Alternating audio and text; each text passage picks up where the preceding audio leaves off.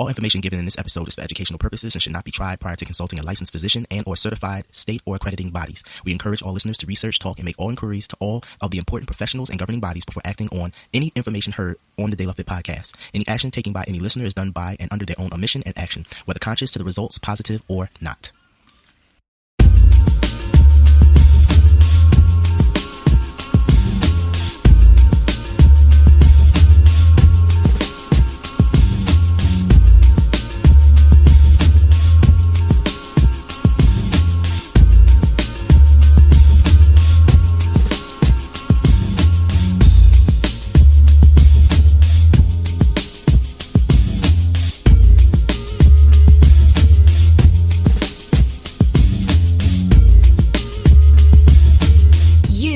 Tuned in to the De La Fit podcasts, 360 degrees of holistic fitness and health, all in one podcast.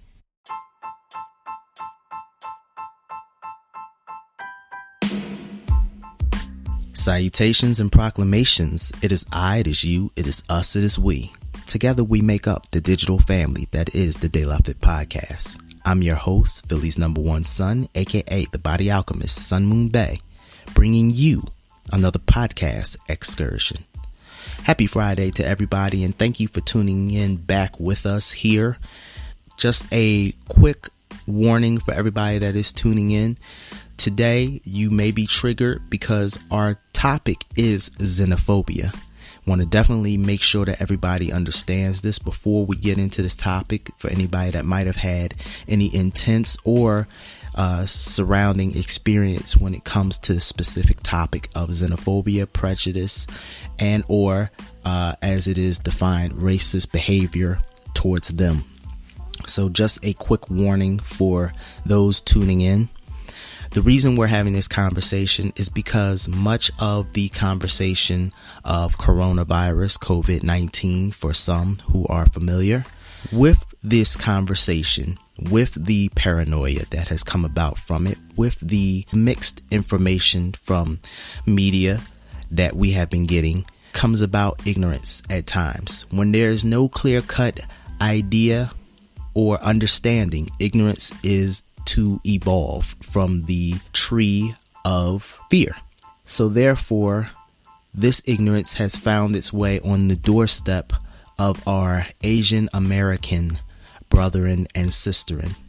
This is a much needed conversation that has deep roots. My guest who will be walking with me as we have this conversation is Echo Huang. Echo came to the United States at the age of 20 by herself with just $800 in her pocket, with a desire to study finance and accounting. She accomplished that desire, and after graduating, she went to work for KPMG in Minneapolis for almost 4 to 5 years. It was during this time that Echo found that she had a broader calling, which was to help individuals grow their wealth so that they could have more freedom financially as well as physically and mentally. Echo has agreed to come to the show to sit down and talk with us about this sensitive topic, which is very near and dear to her heart, as specifically as a former Chinese citizen now living in the United States as a United States citizen. So we're going to sit down and have what I know will be a very enlightening and educational conversation.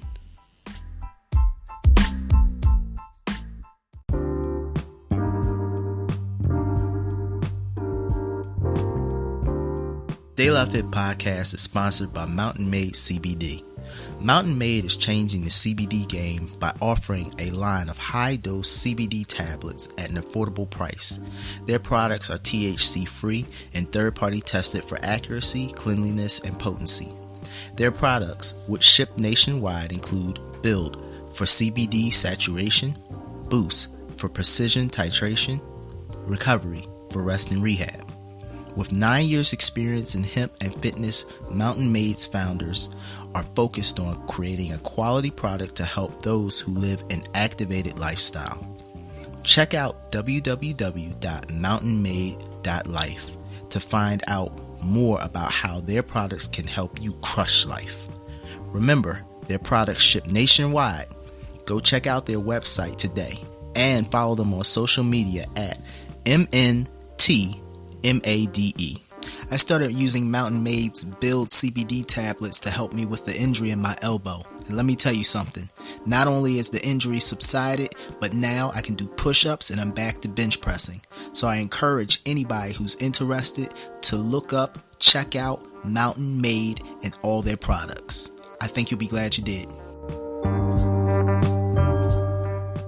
What's going on, everybody? It's Philly's #1 son. Listen, if you haven't heard about Anchor, it's the easiest way to make a podcast. Let me explain. It's free. There's a creation tool that allows you how to record and edit your podcast right from your phone or computer.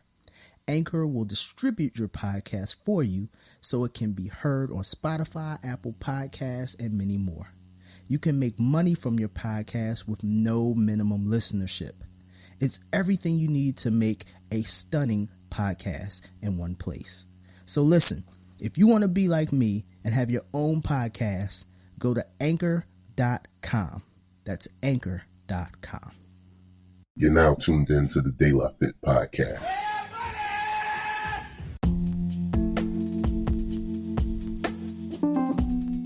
Welcome back to the 360 degrees of holistic fitness and health that is the De La Fit podcast.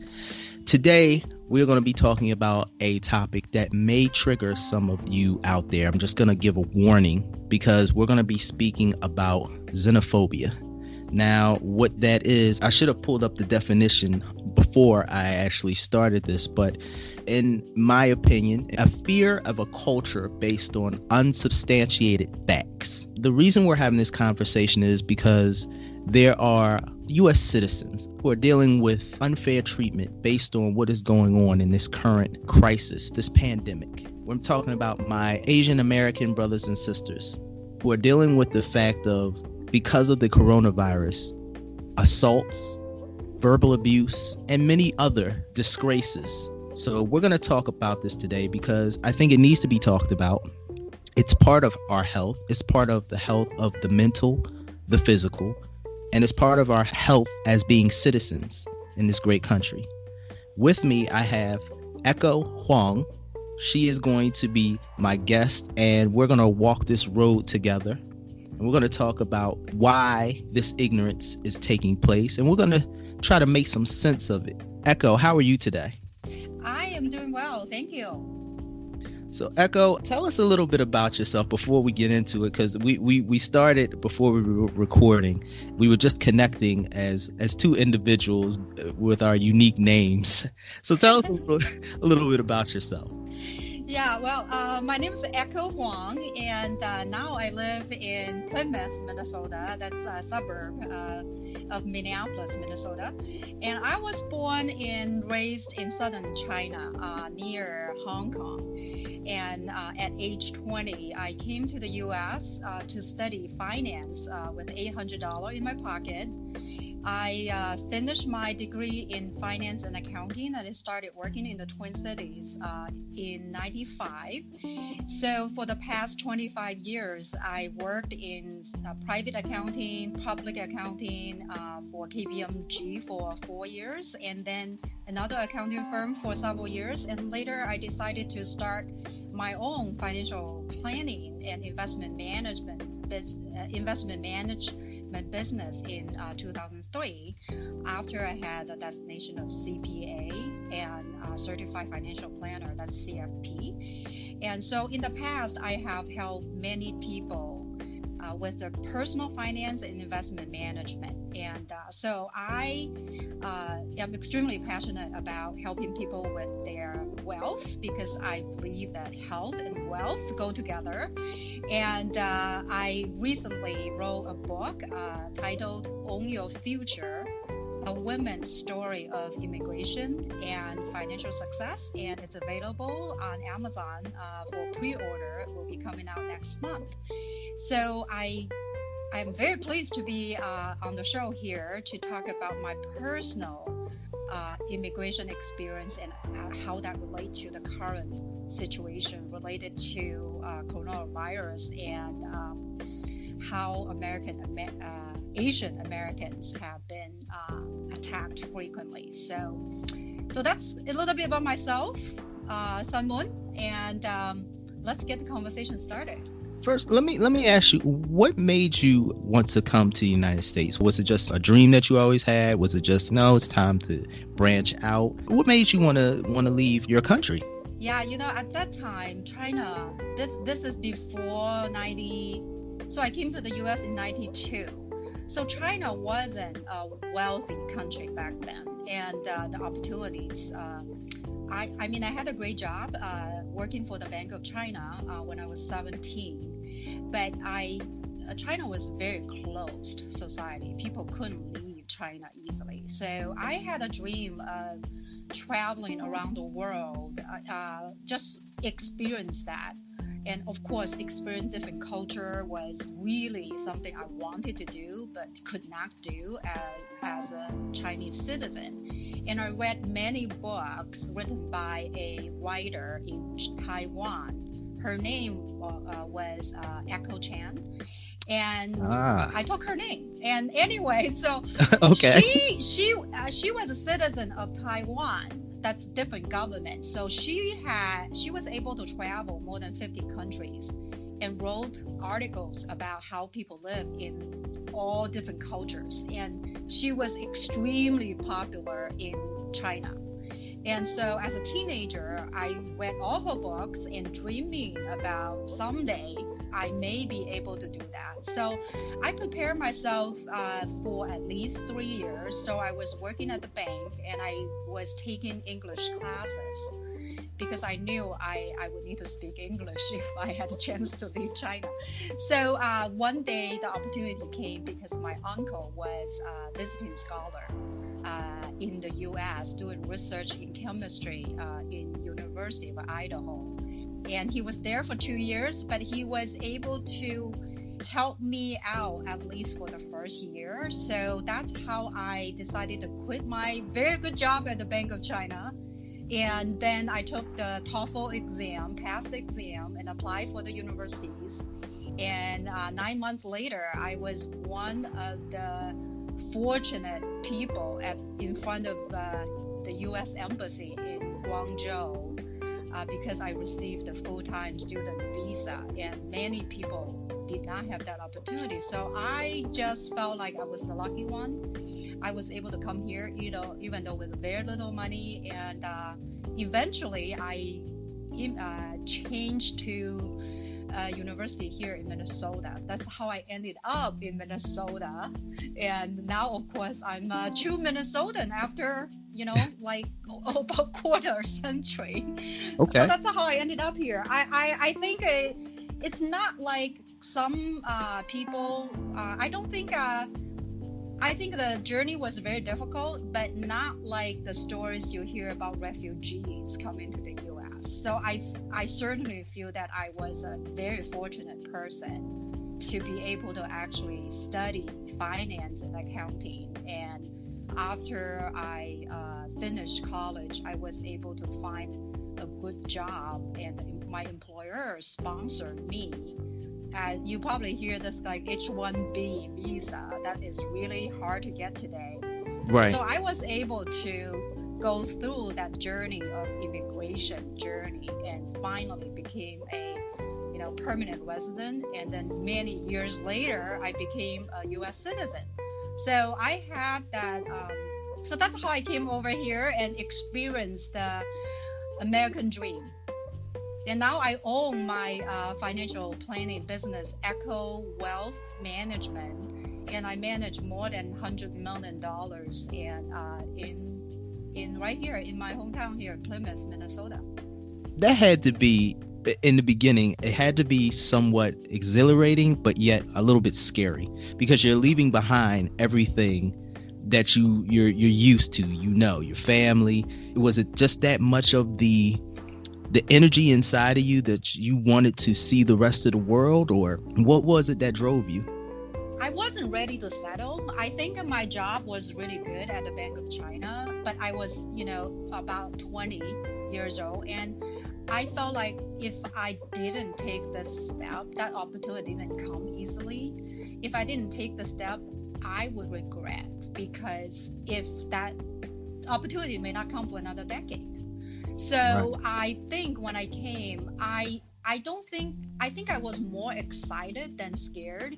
I was very concerned at certain times because cash was low, and I was constantly working on the campus with multiple jobs to pay for my expenses.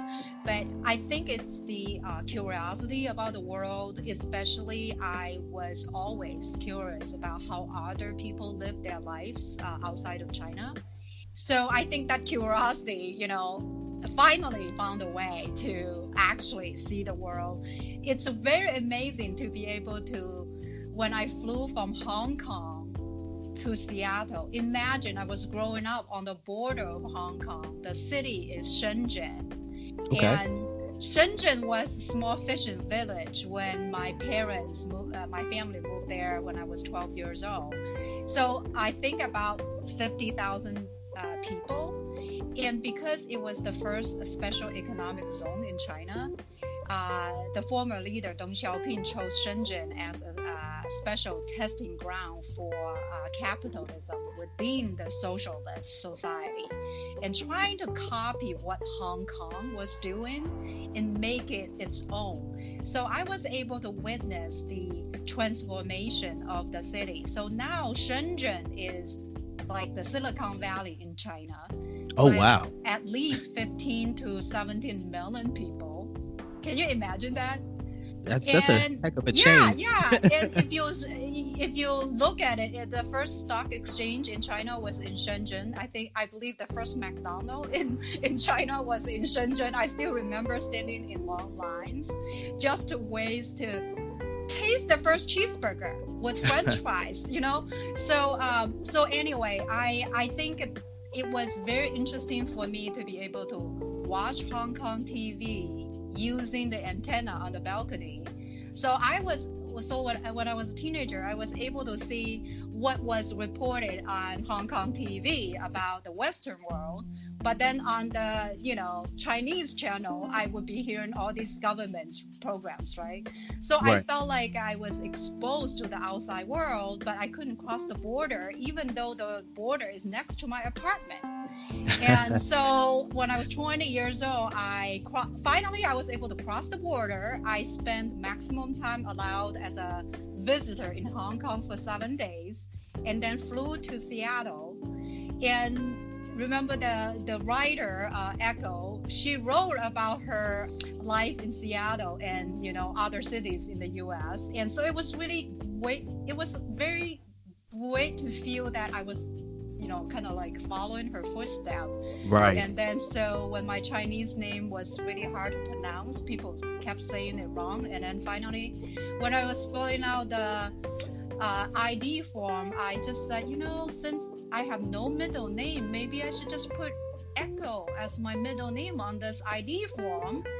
And then I just told people to call me Echo. So that's how my name is Echo Huang right now. May I ask what your name is, your Chinese name, if you don't mind sharing? Yeah, Fang. It doesn't sound hard, but the spelling is F-A-N-G. So people would say Fang. Ah. Fang, Gotcha. those long teeth? Right. I don't want people to call me Fang every single day. But it's Fong. It's Fang. It sounds like O-N-G. Yeah, Gotcha. But the spelling is A-N-G. That's the problem.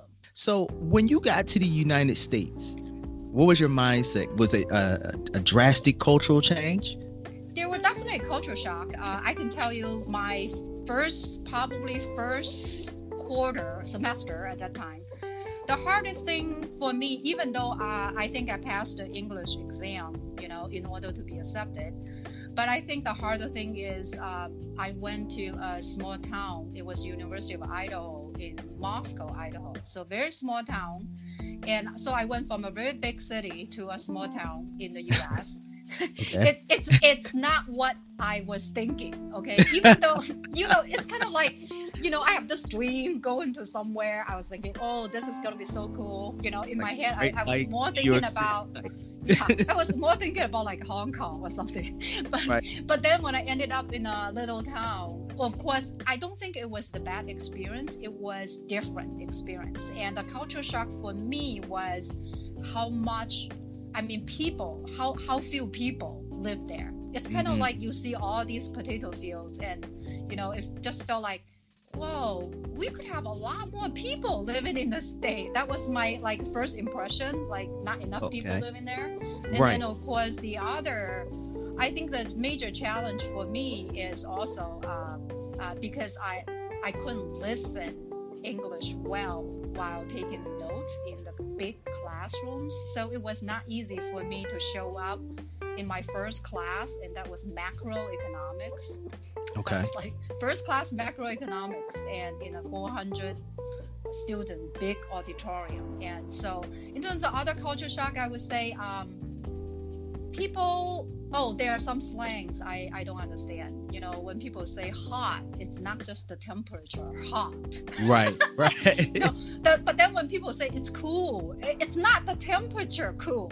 Right. So it's little colloquialism. Those words I didn't learn it in the textbook, but in daily life you're just wondering. I was like, oh my God, there is just so much to learn. So yeah, the culture shock, I would say, I think I was welcomed at that time, even though my English was not that good. But there was not enough diversity in a very small town. That, in my view, it's personal preference as well. I want to have a lot more cultural activities. It's not available in a very small town, and so that's another reason I have decided that the Twin Cities is a very good place for me to be, because it's not too big or too small. There are enough cultural diversity. There are many Asian people here in the Twin Cities. So maybe in the end, after I lived in other two cities, and then I finally settled down here. So yes, I dealt with the culture shock, especially the first year with the language barrier.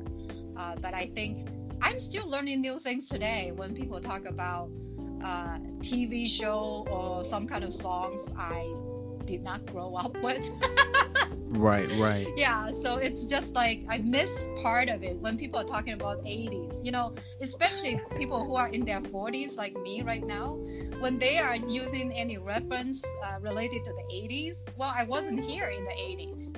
So right. It's kind of like and certainly I don't have the time to go back and watch all those TV shows in the 80s. Well, I'll tell you what, you're not missing that much. There was a lot of great music, but that's all things you can get on YouTube. What were some of you talked a little bit about your inner reactions and the cultural surprises that you saw, the language. What were any of the negatives that you saw? Did you have any negative experiences that you were just like, what is this? Why is this? I personally did not experience the extreme, like a hatred that we hear today. That, especially when we read about the media in the past 2 months. I think it's fortunate for me, but certainly things could improve in terms of understanding where I came from.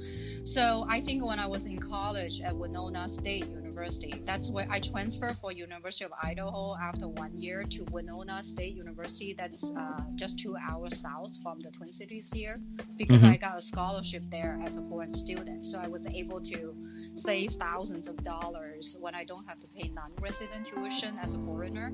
So that was really a big deal for me. And when I was there, I signed a contract with a school to introduce my culture to local community. In return, I paid resident tuition. So this program in Minnesota State University system is extremely helpful for Minnesota to attract foreign students to the state, to increase diversity. So I experienced the importance why we need to have the this cross-cultural activities to increase understanding of different cultures. So what I did was something very simple. As a college student, I was able to go to different classrooms. It could be elementary school, middle school, high school, or even in university classrooms, to spend an hour to demonstrate, mainly introduce, what it's like to live in China, for example, so I can explain to them. And it's very good for people to understand that even though, I look different, I came from a different culture, there are just so many things that are in common. So in a way, it's very interesting when kids ask me, do you have TV? You will hear a lot of things, especially that's early 90s, right? A lot of Chinese movies, famous movies that American watched were mainly about the like almost 50 or 60 years ago, what Chinese people were like. So I feel like that was really also before the internet age, right? So think about people really kind of thinking, how do you live? Do you have refrigerator, or do you have TV, or something like that?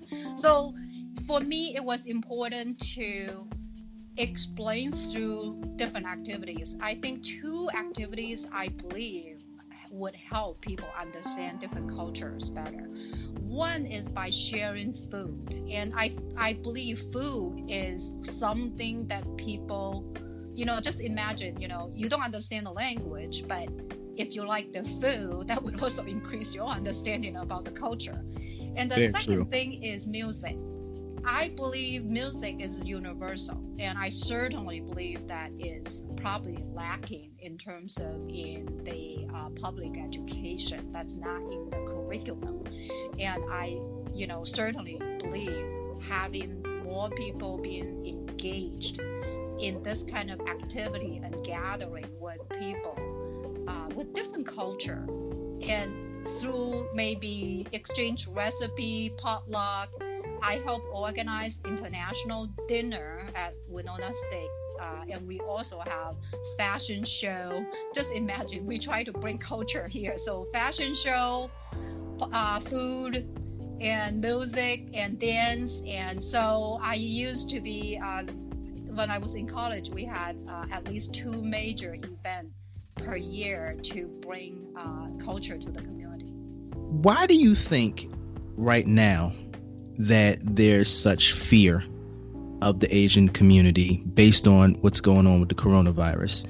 I'm asking this because of the fact of, I know we've heard, quote unquote, that allegedly it comes from Wuhan. Mm-hmm. But why is there such anger and ignorance being thrust upon the Asian community? Yeah, I think first I want to explain a little bit about, xenophobia, because the way I see this term, I think the definition is an anxiety disorder, in which meeting strangers or foreigners causes extreme reactions of fear.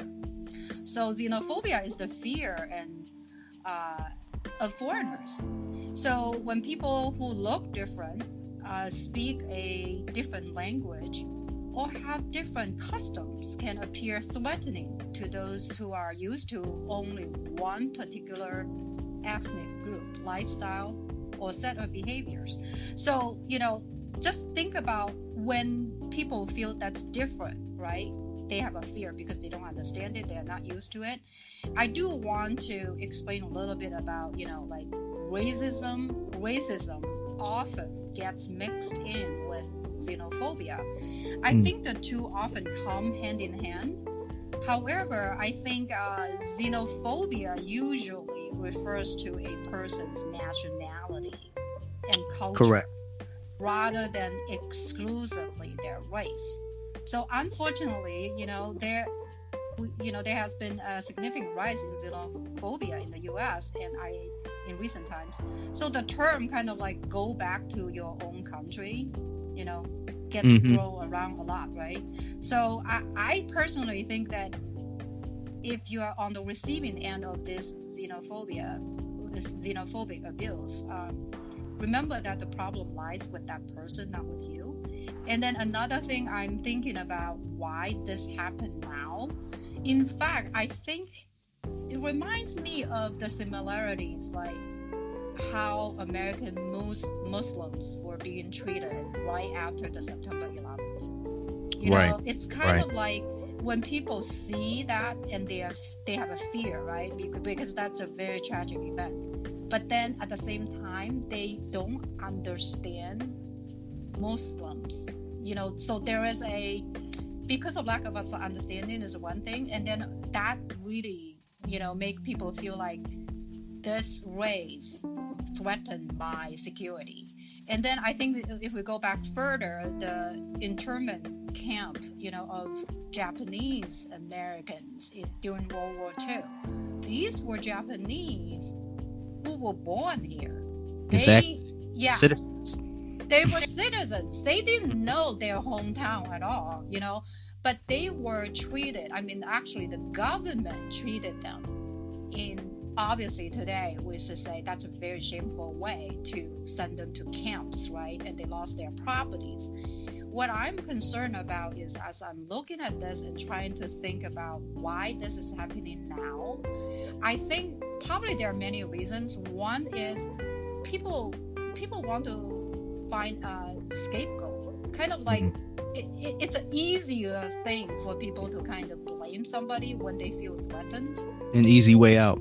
Yeah, it's an easy way out, because if we know that's not rational, we know it's wrong, right? I mean, you cannot just put entire race or nationality and say that's the problem. And we all know coronavirus will infect anyone. They don't care your race or your nationality. Right. And also, I just kind of think about the leader of this country, Trump specifically, you know, crossed the word coronavirus on his prepared speech and say it over and over again, Chinese virus or whatever. That doesn't help either, because when some people listen to him, let's say if they're a supporter, right? If you are saying it as a leader on your Twitter and, you know, media appearance, you are pretty much saying it's okay to say that. And it's obviously, if you think about it, Chinese people are dealing with the same problem, right? I think right now they probably have done a better job controlling coronavirus than how we are doing right now. So I think multiple reasons that contributed to the fear of the unknowns. And the reason for, example, obviously, when people are thinking about, what are the causes? What is the cause, right. What's the cause of xenophobia specifically? Because that could be against any race, right? That could be against, as you said, it could be African American, it could be, anybody. Any culture. It could be any culture. And I think the reason why some people are xenophobic, I can list a few things that I think are main reasons. One is they're unfamiliar with a particular nationality. And then the second thing is maybe they had a bad experience with one person of that particular nationality or heritage. They blame it all. Therefore associate bad feelings towards everyone of that persuasion, right? And then I think the third is because maybe something that happened historically between, various countries, for example, like World War II, right? So, historically, people that carry down from last two generations down to this generation. And another thing I'm sure is ignorance. We can also call that narrow-mindedness. So they don't like it. They don't like what they don't know. Certainly the word prejudice came to my mind too. Also, if the media is not doing a good job, some people may just blindly follow in whatever the media says about immigrants. It's like, oh yeah, immigrants are bad. Well, or Right. immigrants are gonna take away all your jobs. Well, for people who are currently concerned about their jobs, that's just feeding to their fear, right? So in my mind, it's also another thing came to my mind. I think we talked about could be the racism, the just intolerance to religions other than their own. You touched on something. You touched on two things I wanted to agree on and respond to. You were talking about the fact of ignorance. And it is ignorance. It's an ignorance to the fact of learning about someone else. And the media, it's been quite ironic. Many of the guests who've come on here have been talking about this, and they're like, the media has been pushing about corona so much fear. We should be cautious. I'm one about, you should be cautious. You shouldn't be fearful, because if you're fearful, you tend to act erratic.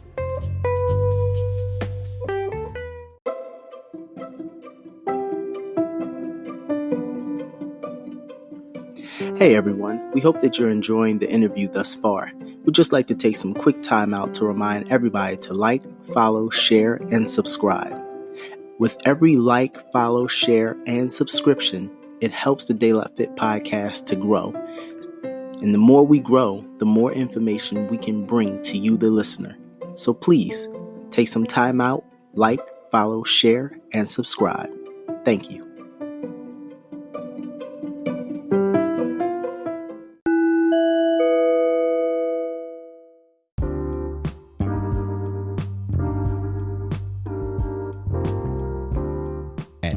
You tend to blame, you tend to do things that you should not do, like blaming our Asian people of Asian descent, origin, and heritage who are born here in the United States or who have become citizens in this country.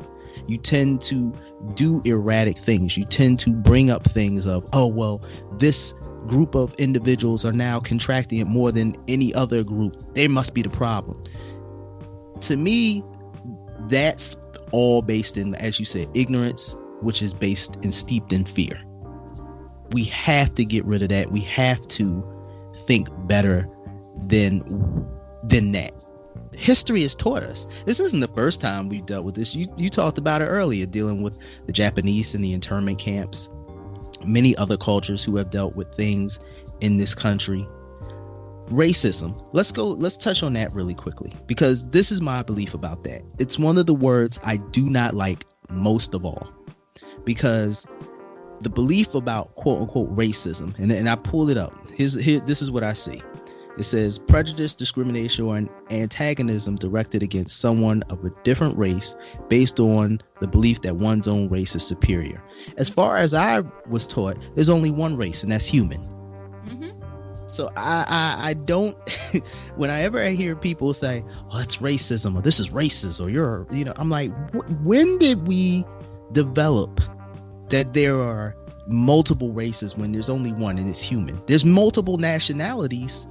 We all have different nationalities. We all have different culture and ethnicities and languages. But this racism thing, the only other races that I see on this earth would be animals. Dogs, cats, animal, bears, kids. So until I see a dog walk down the street and literally, until I see a group of dogs in an organized fashion with a military attack humans, you know what I mean? Racism to me is a figment of somebody's imagination. We should deal with the prejudice and the intolerance and ignorance that you're talking about. What are your feelings? Yeah, it's difficult to talk about racism, right? Because it just has so many, so much historical contact. So much untruth. And and we know deep inside, as a human race, we are exactly the same. just look at whatever, inside. That's why it's very difficult. And of course, it's very unfair how people are being treated historically, and we are still fighting the fight right now for the prejudice because of the race, right? Because I filled out a census form last week, and I was like, oh my gosh, because my daughter is 50% Chinese, but then the other is like, I was trying to be accurate, so I was like, okay, maybe 20-some% English, how many percent Irish or whatever. But this is just talking about my daughter generation, right? I mean, her generation next, how are you gonna even fill out census form? I don't know how she's gonna fill out her children's census form, because for me it's already kind of blurred at this moment, and there is actually, maybe it's a good thing it's not easy to fill it out, but at the same time I'm thinking people do need to think about, I mean, we are all human beings. I mean, we have a lot more in common than differences, but at the same time we still want to speak up when we see people experience that kind of prejudice, and it's just unfair. And that's another reason I think I want to come on the show to talk about how I feel about this, because I am a business owner. I certainly want to make sure I create job opportunities for all people. I don't care about your religion or your background, cultural background. Of course. And that's another thing. I'm just thinking that as U.S. citizen right now, it's even more important for us to use our influence and whatever social media platform you have to, number one, if you see someone is being treated unfairly, worse is like under attack, I would say extremely important to give that person the support you can give. And also, if it's so bad, you got to report to the police, and the hate crime and everything. That's certainly, I think people need to be standing up, supporting, especially when I'm talking about Asian American community right now. And another thing I'm thinking about is just daily life. What can we do to increase better understanding? I mentioned I'm trying to think of, right now, even Asian communities are fighting two crises right now at the same time. Right. COVID-19 is already bad enough, right? I mean, I certainly think that we are all dealing with it the best we can. But I think it affected Asian community a lot more negatively, because many Asian Americans own restaurant business, right? So imagine Chinatown or in New York or San Francisco. They got hit extremely hard. And then the second thing they have to fight is this whole attack, all these reporting about for no reason they were actually being physically attacked on, like at grocery stores and taking public transportation. Right. And so it's a very scary thing. And personally, I can share this. I sponsored my parents 6 years ago to come to the U.S. because, they are getting old. So now they're 75 and 76. So now they lived in Los Angeles for 5 years. And then last year, I decided to move them to live near me. So like 1 mile from my house, so I can take care of them better.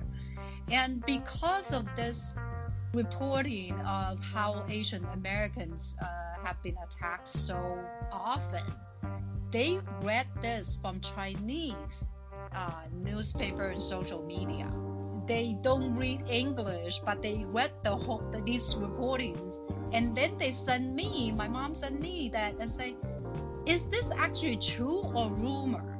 It had to make them afraid. It had to spark something. I feel they are struggling with this understanding, and they're coming here as relatively newer immigrants. I mean, me many years ago. So I feel like I can deal with this much easier than my parents, who are like already elderly, and they feel like they are not safe if they go out and shop at the grocery store. But anyway, because of coronavirus, I don't want them to go and shop. But at the same time, when I go out to shop initially, I was debating if I should wear a mask or not wear a mask, because Right.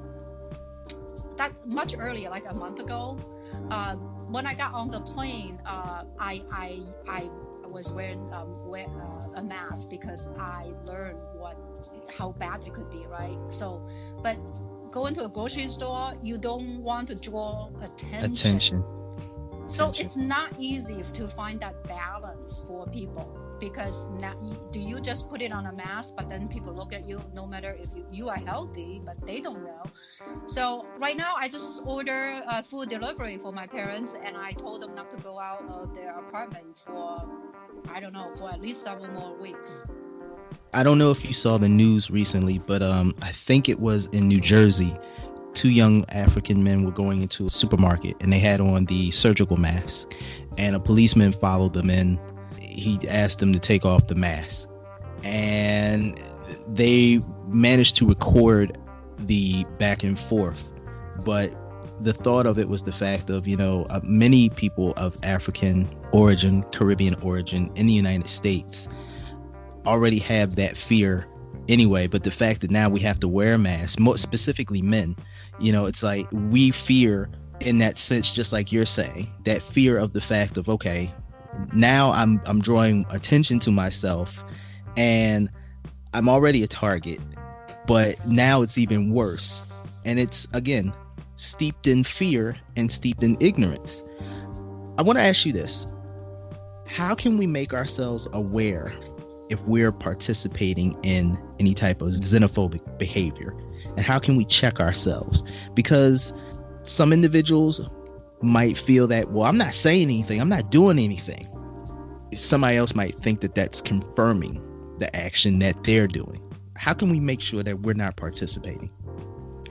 Yeah, I think it's important to understand some examples first. So, maybe I can give some examples, and then, people can kind of like, okay, maybe that's what I shouldn't do. So please do. Yeah, the example I would say is, making fun of someone's nationality. That sounds obvious, but people could be very brutal. And yes. Another thing is just making prejudice assumptions that a person based on where they come from. For example, they are saying maybe all French people like to eat snails, or whatever. Right. You have something about, maybe we shouldn't just conclude everybody exactly is the same because where they come from. I don't think it's another example is like imitating or just making fun of someone's accent. I have Chinese accent. I'm sure when I was in my 20s, I was very shy about it because I was aware of, hey, I have an accent. But I think I have enough confidence today when I meet someone who has accent. I know that person speaks more than one language. It's not a bad thing. So for me, maybe because, I am an immigrant, for me now, I am not worried about my accent. I personally believe that if I can communicate and people understand what I'm saying, it's good because that's you. And I think I want to also other people to be aware of, not to make fun of somebody's accent. And then another thing is saying someone is not welcome, maybe actively excluding someone from events or conversations simply because their nationality. Of course, maybe they are saying just anything hurtful about somebody's culture. I would say assuming that one culture is better than other, that is a dangerous way to, that could go down the path of actually, well, that's kind of a discrimination, right? Very much so. Also physically harming people. Also hurtful comments online. Like if you are saying something that you say, oh, because this is where they're from, you just make the assumption. I would say if people are spreading the hateful messages on social media, that is also an example. Even though you are not physically hurting that person, but if you are not being careful about the message and you're actually spreading that kind of message, like accusing immigrants of like stealing jobs or national services from the native people, Well, in fact, you can't find that many native people here in the U.S. We are all kind of immigrants at some point, right? So another thing I was thinking is, if people do not stand up and support the person, that is giving the perpetrators confirmation this is okay. So not saying anything, depending on different situation, I'm not advocating people, if they are not even safe and trying to start a confrontation. I think it needs to be kind of assess the situation, offering either support, some kind of even standing by that person without actually starting up a fight is one way to do it. And then just find opportunities to have a conversation so that people know this kind of behavior cannot be accepted in this society. So I personally think, we have a biases, we all do. But I think not to get it to a point where you develop hatred against another race or group. I think it's important to have that kind of self-check by being curious about other culture and just challenge your own beliefs as well. Because I personally believe that, I may not agree or join that religion, but I am open to hear, their opinion. I think it's just important to be able to not to just listen to one media or one side of story. People like, I can see your point, kind of like open up conversation and read widely is important. You said something, and I want to touch on that, which is in the beginning about the accent. And it seems as though it was almost in the sense of being empathetic to the fact of you were shy. And you were like, you didn't feel comfortable speaking, which allows you now, when you see somebody else who has an accent, you tend to think there's more to this person. There's more nuances to this person, that maybe they speak another language. I'll give an example. I remember when I visited some friends of mine down south. If for anybody who is of up north, or even if you're in the West Coast, or like you said, you're in the Midwest, if I'm correct. Yeah. If you go down south, there's parts of the South, they speak their own language. I mean, the accent, the brogue, the colloquials are so different that you literally are like, wait a minute, I didn't get any of that. So it is that empathy that we need towards one another in order to be able to keep that respect, because it is a respect that we have to do, especially when we keep that empathy, just like you were talking about the fact of people being citizens. We have indigenous and we have newly indigenous. And when I say newly indigenous, I mean we have individuals who have come from all over the world and live in the United States, which is what makes us the great melting pot. And they have decided to become newly indigenous to this country, and they've set roots down. Those roots are steeped in so much other culture, which make our culture, along with the already indigenous here, so much greater, so much more. So I really just wanted to touch on the fact of what you were saying about that, as far as the empathy. How do we appropriately respond as well as defend ourselves and our friends and family? And I say appropriately because I've talked to some friends of mine. I talked to a good friend of mine. She's Asian American. She was like, I'll tell you how you respond to it. It's called five fingers, and they make up a fist. And I was like, wait a minute, we don't need that type of response in every situation. How do we appropriately and positively respond to something like this?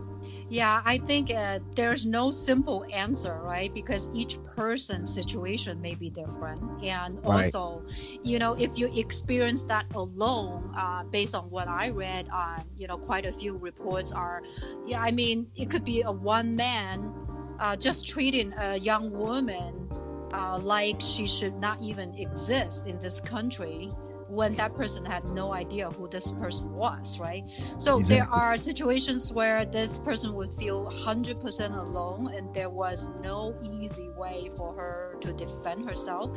If it was not a physical thing, but that person would still need to somehow respond. And I think, depending on that situation, I would say certainly reporting is important. Even if that person couldn't, well, of course, if that person can at least have the power to feel that, okay, I need to report this incident. I need to talk to the right kind of reporters or media. For example, people can reach you or some other means to say, okay, this is my story and how I was treated, and be able to have that story shared. And I think that's one thing. So I hope more people are being able to have the courage actually to tell the story and report it, because that's, I believe, is an important thing to do. Another thing I was thinking is we do need to be concerned about safety, right? So because of all the events reported being attacked, actually physically attacked, and it may be better to go out as a group versus a single person. I haven't personally experienced that myself, is because we have been in the stay-home order for so many days. I couldn't even really go out. I was just at home, right? I did all the online shopping here. But I'm thinking if people who really need to go out probably should have someone together, and that certainly, hopefully, that's not the long-term thing, because we actually do need to fight this prejudice, and so that it wouldn't be so awful when you just want to go shopping. Another thing I think is important for people to remember is choose the right kind of lawmakers as well, because I think in the long term, yes, the cultural thing I would encourage people to participate, as I mentioned earlier, is the community activities that could increase cross-cultural exchange. That's one thing. But at the same time, we want to make sure the laws are there to protect people. And, very true. Because when you think about the alarming trend here is what I'm concerned about. I'm more concerned about the long-term impact, that people start have this belief in their mind that they pass on to their children, thinking, either Chinese Americans are a threat, or something like that deep down. And then when China and US right now, we already know the relationship is not that great. Right. If you think about, I hope this never happens, but if this is a war between these two countries, how would Chinese American be treated in that situation? Right. So that is where I feel perhaps participating in the voting process and be able to do more research about the lawmakers and people you truly believe can vote to have justice and make sure immigrants' rights and these different races have the same rights. And that's important, because we do not know if we let's say if we let it erode over time, and let's say your rights are being taken away a little by little. You may not be aware of it in 8 years, but what happens 20 years down the road, you don't have the right people in the legislature to make sure the laws are being implemented, right, to execute it. So that's what I'm thinking, kind of a little bit more long-term what we can do versus just immediate how we should protect ourselves. I totally agree with you. I actually was reading something, and maybe you can confirm this for me or not. I was reading something dealing with Hong Kong and how when originally the Chinese government was, or I should say the British government was turning over the reins, if that's the appropriate term, back over to the Chinese government, how there was an intense fear that many of the rights that the citizens had lived under would be taken away.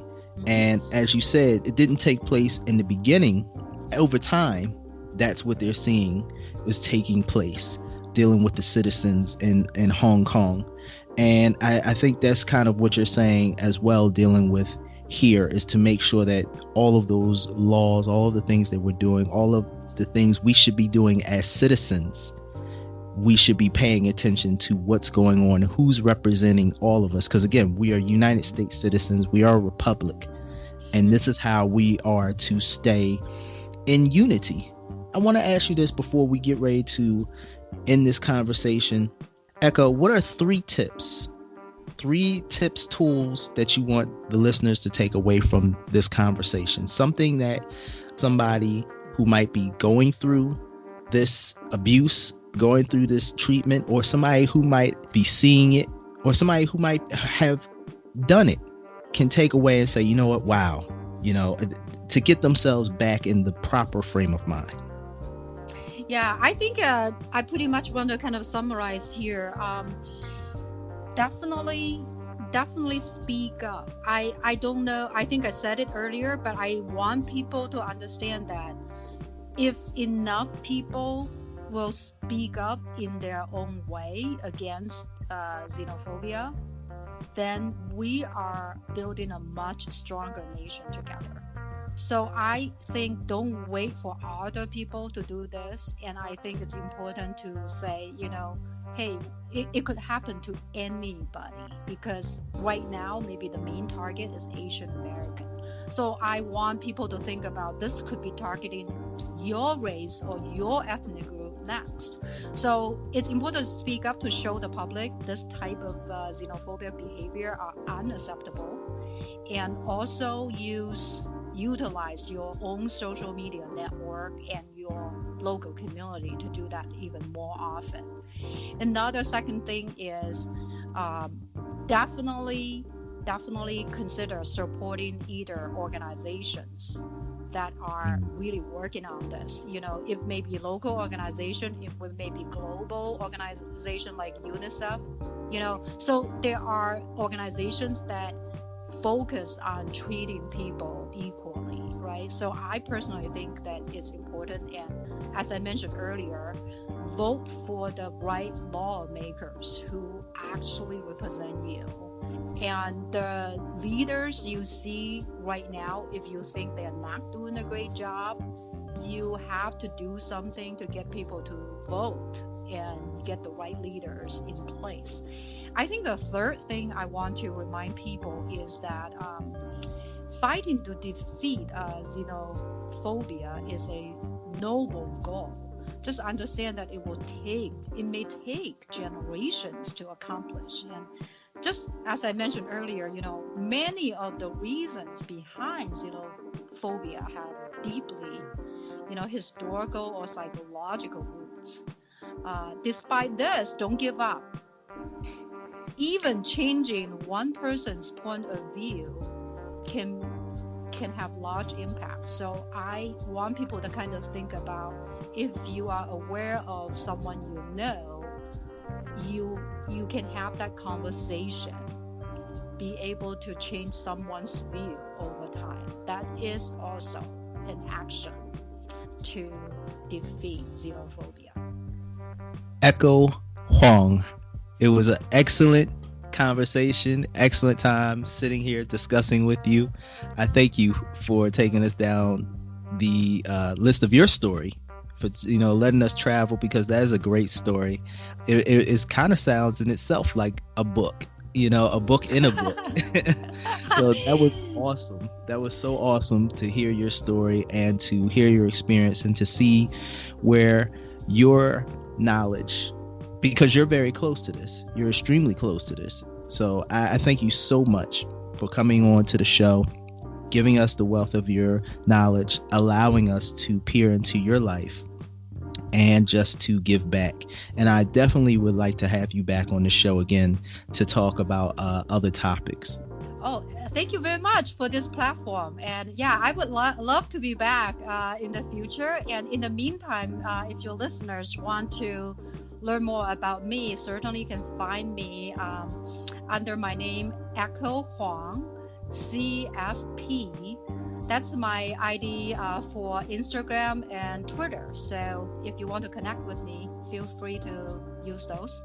Echo Huang, everybody. Echo, thank you for coming on to the podcast. We thank you so much for taking the time out of your very busy day, which we know is very busy. Like I said, you work with finances, and we all know what's going on right now is stressing the finances. So thank you so much. You are very welcome, Simon. Have a great day.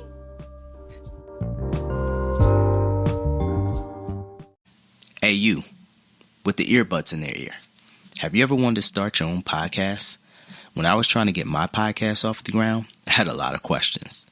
How do I record an episode? How do I get my show on Apple Podcasts, Spotify, and all the other places people like to listen? How do I make money from my podcast? The answer to every one of these questions is really simple. Anchor. Anchor is a one-stop shop for recording, hosting, and distributing your podcasts. Best of all, it's 100% free and ridiculously easy to use. And now Anchor can match you with great sponsors too, so you can get paid to podcast. I like to upload my episodes directly to the app and then promote. So if you've always wanted to start a podcast, make money doing it. Go to anchor.fm/start to join me in the diverse community of podcasters already using Anchor. That's anchor.fm/start. I can't wait to hear your podcast.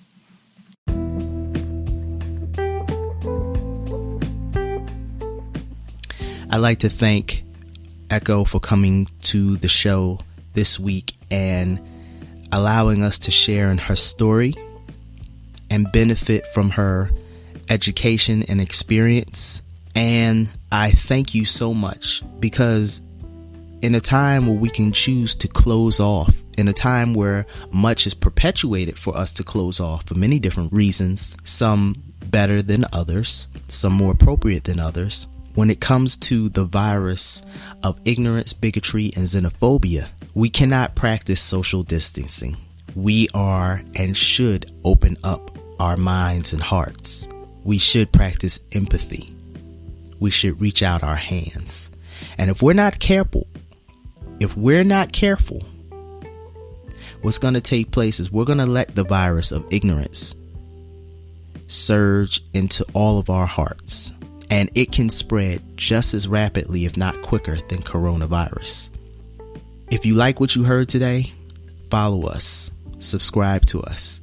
If you would like to reach out to us to speak on more topics like this, or maybe you have a topic that you think that we need to be open to, reach out and contact us. You can find us at our email at delafit13@gmail.com. We can be reached at our website at www.delafitpodcast.com. We are on all the social media platforms that are out there, starting with Instagram, which is DE_LA_fit_podcast. At Twitter, we are De La Fit Podcast. On Facebook, we are De La Fit Podcast. Reach out. We love hearing from our listeners. We love to hear positive feedback, and we like to hear what you may want us to talk about.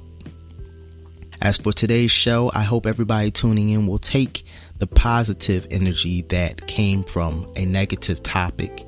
We'll take the tips and tools that Echo left for us, and we'll use them to make yourselves better, and hopefully others. As I always say at the end of the show, we are the village, each one teach one, and we have to remember that it takes a village to raise a child. Well, we are all somebody's child, which in a very ironic and comforting way means we are all brothers and sisters. Have a happy, healthy weekend. Be safe and have a great, great day.